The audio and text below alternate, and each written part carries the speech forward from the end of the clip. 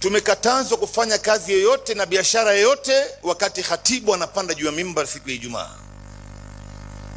kwa dakika fulani tu, ima dakika 30, dakika 40, saa nzima. Basi ikimalizika salati aljumaa, kila mtu arudi kazini.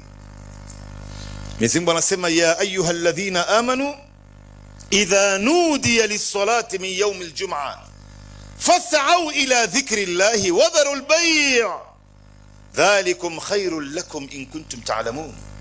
Itakapoadhiniwa kwa ajili ya swala ya Ijumaa, kimbilieni katika kumwabudu Mola wenu na kumtaja Mwenyezi Mungu, na mufunge biashara zote, mufunge kazi zote. Kufunga biashara yako na kuacha kazi yako wakati ule khatibu anapanda juu ya mimbari inaadhiniwa, hiyo ndio bora kwenu nyinyi. Dhalikum khairul lakum in kuntum ta'lamun. Labda mtu anaweza kauliza akasema, itakuwaje nifunge biashara yangu jamani, wateja wangu, biashara yangu, mali yangu, faida yote nitaikosa? Mungu anasema kufunga biashara wakati ule ndio bora kwako wewe, ikiwa kweli mnajua. Lakini swala itakapomalizika, fa idha qudiyatis salah fantashiru fil ardi wabtaghu min fadlillah wa dhkuru Allaha kathiran la'allakum tuflihun.